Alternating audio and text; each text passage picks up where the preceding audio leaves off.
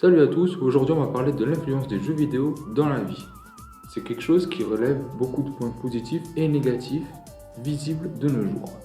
Du coup, on peut se poser la question, enfin les questions plutôt, est-ce que ça développe nos capacités cognitives? Est-ce que ça nous rend violents? Du coup, quelles sont les influences exactement? Ou même, est-ce que tu peux apprendre la vie avec les jeux vidéo? Ou plutôt certains concepts de la vie avec les jeux vidéo? C'est ce que nous allons voir dans cette vidéo. Nous allons aborder les points positifs et les points négatifs du jeu vidéo dans la vie. Il faut savoir déjà que le jeu de vidéo développe des avantages et des désavantages d'un point de vue social, cognitif et d'un point de vue compétence. Je vais développer ça tout de suite, logique. D'un point de vue cognitif, il y a une augmentation de l'attention et de l'analyse visuelle et également de la recentration de l'attention sur une cible mouvante ou pas. De plus, il y a aussi certains jeux qui requièrent une coordination visio-motrice très importante, qui sont utilisés notamment dans les formations de chirurgiens. C'est pas incroyable ça. Mais en inconvénient, on a l'effet du sommeil qui en général on dort beaucoup moins, logique, et plus avec l'effet de la lumière bleue.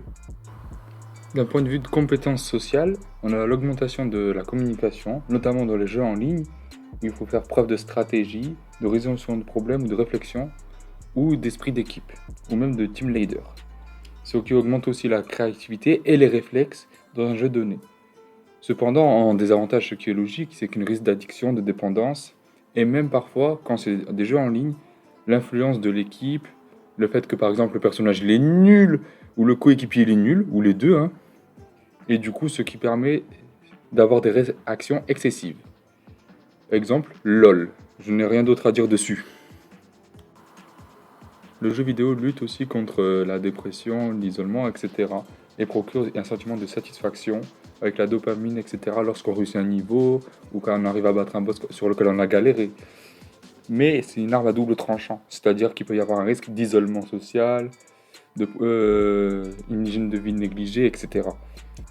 Au-delà de tous ces avantages que j'ai énumérés précédemment, il y a également le fait de pouvoir gérer des ressources, investir dans des missions en dépenses, etc.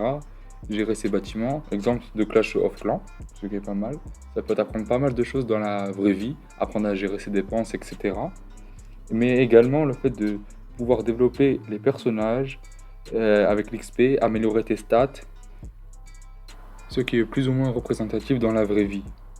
Mais l'inconvénient, c'est d'apprendre aussi à gérer entre le virtuel et la réalité, c'est-à-dire d'avoir un certain équilibre. Donc, c'est-à-dire que le jeu vidéo peut vraiment t'apporter dans ta vraie vie pour peu que tu saches utiliser les avantages sans que tu sois forcément accro. Réfléchis bien.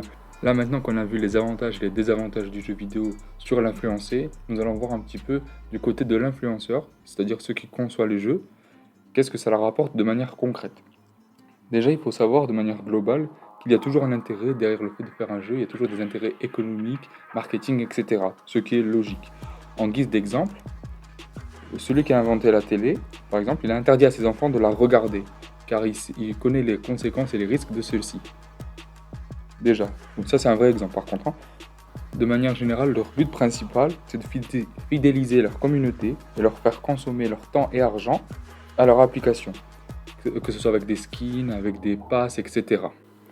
D'où l'existence du mode free to play, play to win et play to progress, principalement.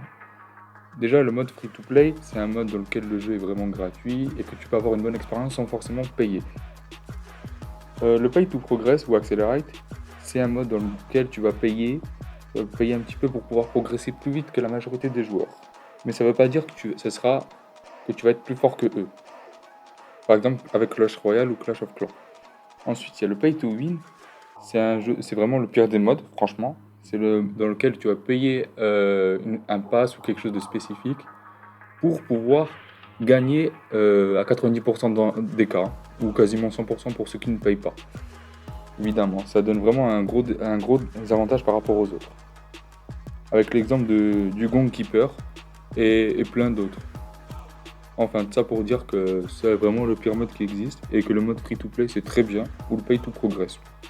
Je précise quand même quelque chose pour votre culture générale, même dans le mode free-to-play, de manière générale pour enregistrer ton compte, tu dois avoir besoin de ton adresse mail, etc. dans la majorité des jeux.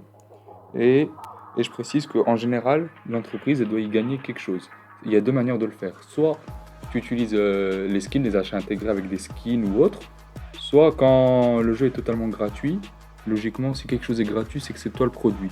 Retiens-le bien. Bref, je vous laisse avec ça. Et sur ce, j'espère que tu as kiffé la vidéo, hein.